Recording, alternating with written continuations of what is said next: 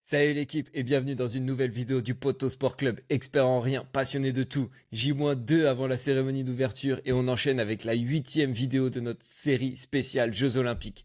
Quatrième et dernier sport collectif aujourd'hui de cette série, un sport national en France qui a toujours été populaire mais qui a connu un réel essor grâce aux exploits de nos équipes tricolores. Je veux bien entendu parler du handball. Je sais que vous l'attendiez, hein, tellement historique comme sport pour la France au JO que ça devait être très attendu de votre côté. Un sport qui a intégré le programme des JO en 1972 à Munich pour les hommes et en 1976 à Montréal pour les femmes, pour ne plus jamais le quitter depuis. Depuis la première médaille française des bronzés à Barcelone en 92 au doublé de Tokyo, en passant par les succès des experts, les handballeurs et handballeuses tricolores ont ramené 7 médailles, dont 4 titres. 3 pour les hommes et 1 pour les femmes. On pointe aujourd'hui au deuxième rang du classement des médailles derrière l'ex-URSS. Et je suis vraiment trop content de faire cette vidéo. Les souvenirs d'adolescence qui remontent que j'ai pendant les vacances devant les JO, à regarder les exploits de la France de Karabatic, Didier Dinard, Daniel Narcisse, etc. Trop de choses à dire vraiment sur le hand avec nos deux équipes de France tenantes du titre et favorites pour le conserver, puisqu'elles ont chacune remporté la dernière grosse compétition internationale, mondiaux fin 2023 pour les femmes et Euro en début d'année 2024 pour les hommes. C'est aussi la dernière compétition du monstre, de la légende, du mastodonte Nikola Karabatic. Bref, on va devoir passer quand même beaucoup de temps sur ces deux tournois. Est-ce qu'on est en route vers un doublé historique à domicile? Qui seront les fers de lance des tricolores au JO? Qui sont les autres favoris dont il va falloir se méfier? On est parti, je vous dis tout ce qu'il faut savoir sur le handball avant les Jeux de Paris.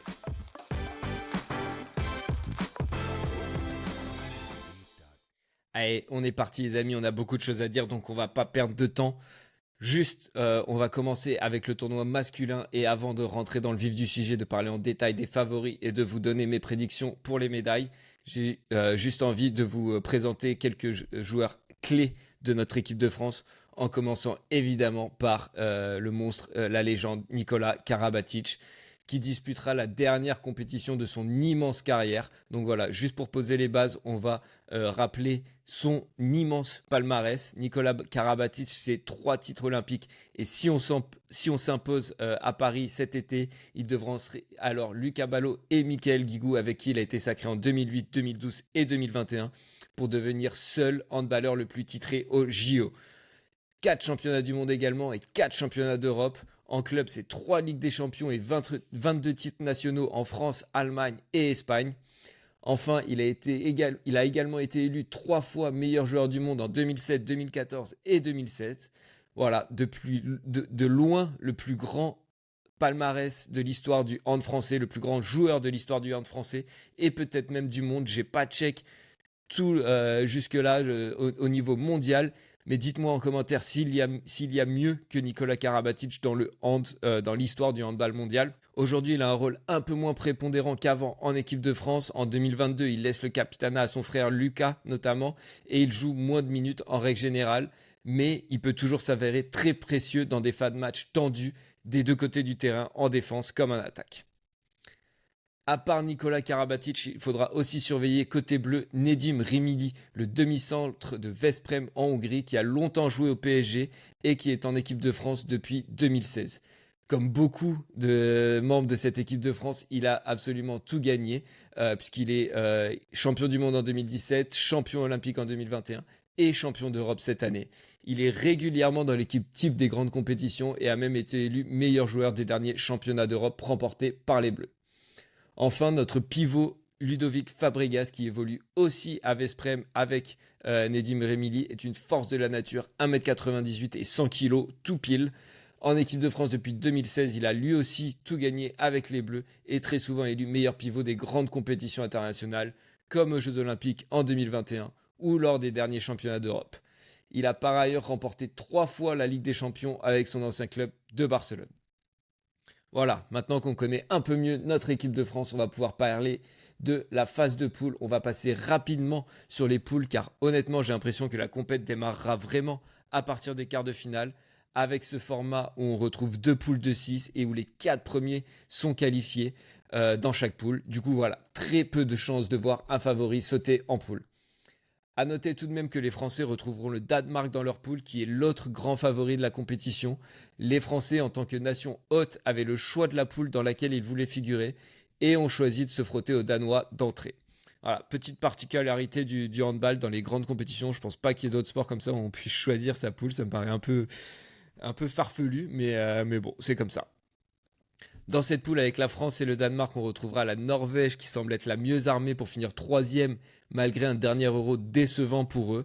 Et enfin, le quatrième ticket pourrait revenir aux Égyptiens ou aux Hongrois avec peut-être un petit avantage aux Pharaons qui étaient tout proches de remporter leur première médaille olympique à Tokyo, mais se sont finalement inclinés de 2 buts face à l'Espagne dans la petite finale. Dans la poule A, un peu plus ouverte, on va partir sur la Suède en 1 qui nous a poussé dans nos derniers retranchements en demi du dernier Euro et qui a terminé troisième de ce même championnat d'Europe.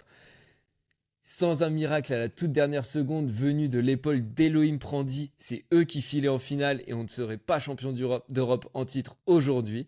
Donc voilà, vraiment une équipe à laquelle il faudra faire attention. En numéro 2, l'Allemagne, après un bon Euro à domicile où il termine quatrième, qui voudra se mêler à la lutte pour une médaille. Et enfin, pour les deux autres tickets, ça se jouera certainement entre la Croatie, l'Espagne et la Slovénie. Et je vois plutôt les Croates et Slovènes passer. Mais bon, ça reste assez indécis tant ces équipes sont proches. Donc voilà, ça nous donne les 8 qualifiés pour les quarts de finale que vous voyez là. Et c'est le moment de vous présenter mes favoris pour le podium, en commençant comme d'habitude par la médaille de bronze qui reviendra selon moi à la Suède. La Suède qui pourrait se défaire de l'Allemagne ou la Norvège dans le match pour la petite finale, mais qui me semble avoir une petite longueur d'avance sur ces deux équipes. Je l'ai dit à l'instant, ils étaient vraiment tout proches de nous sortir dans le dernier Euro qu'on a fini par remporter. Et voilà, donc je vais passer rapidement sur cette médaille de bronze. Pas grand-chose d'autre à dire sur les Suédois, car ce qui nous intéresse vraiment, c'est ce duel annoncé pour l'or entre les Danois et notre équipe de France. C'est franchement hyper compliqué à pronostiquer comme match. D'un côté, on a les Danois, triple champions du monde en titre, qui nous avaient battus en finale de ces derniers championnats du monde en 2023, avec Mikkel Hansen, une légende du hand mondial qui... au même titre que Nikola Karabatic, qui prendra sa retraite après ces JO également. Et Daniel Gidsen, pardon pour la prononciation d'ailleurs, je ne suis pas bilingue danois. Et voilà, Daniel Gidsen, la nouvelle star du sport, qui a été élu meilleur joueur du monde en 2023. Meilleur joueur aussi, il me semble, des derniers championnats du monde. Voilà, donc ça ressemble vraiment à un passage de témoin. En plus, voilà, c'est la belle histoire, je trouve, pour les Danois. Il y a tout dans ce tournoi olympique masculin. Je vais y revenir dans quelques instants, mais il y a tout en termes de storytelling pour avoir un truc exceptionnel. Donc voilà, ce passage de témoin entre Hansen et Gidsen côté danois. Et en face, notre équipe de France, championne olympique en titre et qui a battu les Danois cette fois en finale des derniers championnats d'Europe en prolongation, qui sera emmenée par Nikola Karabatic, légende du sport, Ludovic Fabregas, Nedim Remili et tous les autres. C'était déjà l'affiche de la finale des 2 derniers Jeux Olympiques. Une victoire de chaque côté. Rio 2016 pour les Danois, Tokyo 2021 pour nous. Est-ce qu'on va avoir droit à la belle en finale à Paris? Ça serait honnêtement magnifique. Et pour être tout à fait honnête, même si on gagne et que c'est pas contre eux en finale, je serai forcément content. Bien évidemment, on aura la médaille d'or, mais il y aura un petit goût d'inachevé dans le storytelling que voilà, j'aimerais quand même voir cette finale Danemark-France. Ça serait tout simplement historique et une superbe manière d'achever les carrières de Mikkel Hansen et Nikola Karabatic. Du coup, ma prédiction pour la finale, on va quand même partir sur la France vainqueur et médaille d'or, même si ça se jouera à 3 fois rien. Mais on va dire que l'appui du public et notre victoire au dernier championnat d'Europe nous donnent un tout petit avantage. Mais vraiment, ce sera à ne pas manquer comme finale parce que ça va être au couteau et ça va être incroyable. Vraiment, je suis hyper excité pour ce tournoi masculin de handball. Mais il n'y a pas que le tournoi masculin. Le tournoi féminin va aussi être très intéressant avec notre équipe de France tenante du titre et favorite pour se succéder. Comme avec l'équipe de France, je vais vous parler de quelques joueuses à surveiller côté bleu. Et on va commencer avec Estelle Nze-Miko, capitaine des Bleus depuis 2022. La demi-centre est un élément clé du jeu de l'équipe de France. Double médaillée olympique, dont l'or il y a 4 ans lors du doublé français à Tokyo. Également double championne du monde en ayant été élue meilleure arrière-gauche en 2023 lors du dernier sacre. et championne d'Europe en 2018. Donc et voilà, elle a tout gagné avec cette équipe de France. Et en club, elle a remporté la Ligue des Champions en 2024 avec son club en Hongrie, dont je n'essaierai pas de prononcer le nom. On a ensuite Léna Granvaux, la nouvelle pépite du handball français, puisqu'elle n'a que 21 ans et a été élue meilleure jeune handballeuse de l'année en 2023. Elle a été aussi déterminante lors de la finale face aux Norvégiennes lors des derniers championnats d'Europe, puisqu'elle a véritablement carry l'équipe de France en marquant les 4 derniers buts des Bleus. Tout ça à 20 piges, alors qu'il y a des joueuses ultra expérimentées dans cette équipe. Forcément pas le même palmarès que les autres à son jeune âge, mais elle sera à surveiller de très très près lors de ces Jeux Olympiques. Et j'avais envie de terminer cette petite présentation avec la gardienne Laura Glauser.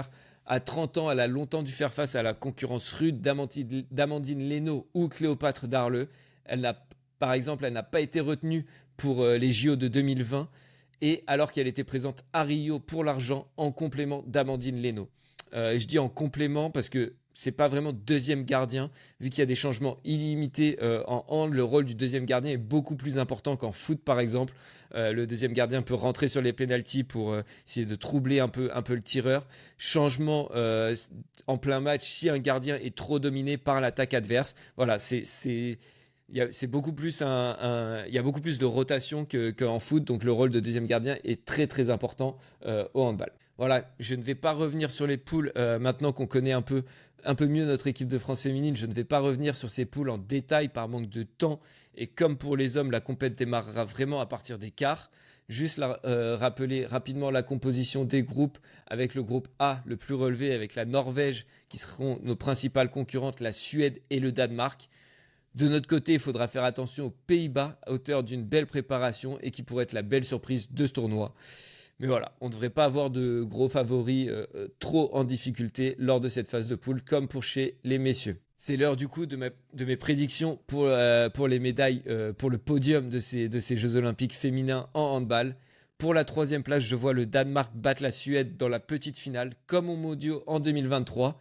Bien que ce fût un match ultra serré avec une victoire d'un seul petit but, j'ai l'impression que les Danois sont quand même un peu plus régulières et plus souvent sur les podiums des grandes compétitions ces dernières années, derrière la France et la Norvège. 3e aussi en 2021 lors des Jeux Olympiques de Tokyo et vice-championne d'Europe en titre. Et encore une fois, on peut faire un parallèle avec le tournoi masculin, car il y a un rendez-vous annoncé pour la finale des JO entre l'équipe de France et la Norvège. Deux équipes qui dominent outrageusement le hand féminin ces derniers temps. On parle là de l'équipe de France qui a réalisé une série de 23 victoires consécutives entre novembre 2022 et juillet 2024, où cette série s'est stoppée par une défaite contre qui? Évidemment, contre la Norvège, en préparation. Donc pas d'inquiétude, c'est de la prépa et on a pris notre revanche quelques jours plus tard. Et de l'autre côté, on aura donc la Norvège qui gagne tous ses matchs internationaux depuis mars 2023, hormis 4. Contre qui, à votre avis? Évidemment, contre notre équipe de France qui s'impose un peu comme la bête noire de cette équipe norvégienne. Côté norvégienne, on devra faire attention à Eni Reistad, meilleure joueuse de l'année en 2023, meilleure joueuse des derniers championnats d'Europe et du monde, et Stine Bredal, qui est aussi qui a un peu plus d'expérience, qui a été élue meilleure joueuse du monde en 2018, il me semble, si mes souvenirs sont bons, et qui a tout gagné avec cette équipe de Norvège, sauf les Jeux Olympiques.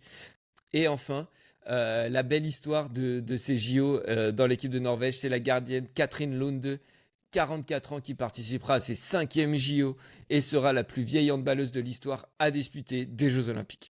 Allez, du coup, c'est le moment de vous donner mon favori, ma favorite pour la finale de ces Jeux Olympiques de handball féminin. Vous allez me dire que je suis trop chauvin et optimiste pour nos Français. C'est vrai que je vois beaucoup de médailles d'or pour la France dans ces vidéos. Mais là, honnêtement, c'est dur. J'assume cette part de chauvinisme en moi. Mais là, c'est très dur de ne pas partir sur la France médaille d'or.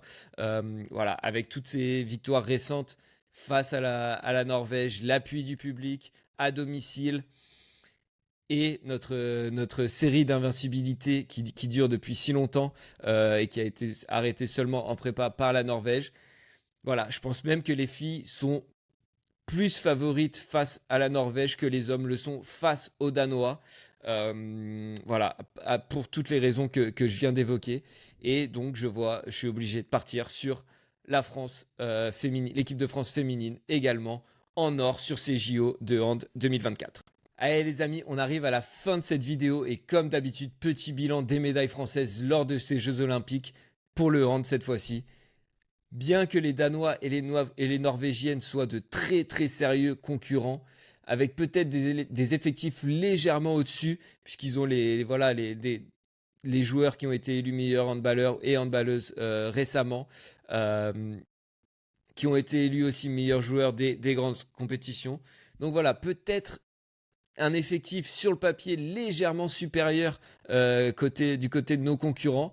Mais quand on voit les derniers résultats, quand on voit la force de caractère de ces équipes pour aller s'imposer dans les grandes compétitions récemment, je nous vois conserver nos 2 titres, c'est tout, et finir avec 2 médailles d'or en handball comme à Tokyo. Il n'y a pas d'autre issue possible en fait, ça ne peut être que ça. Et j'espère de tout mon cœur qu'on va aller chercher ces 2 médailles et qu'on fera un doublé historique pour le hand mondial.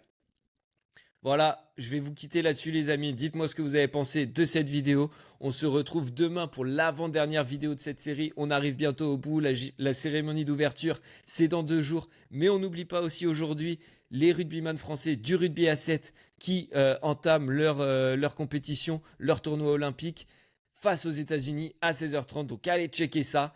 Et nous, on se retrouve demain pour l'avant-dernière vidéo. Ciao les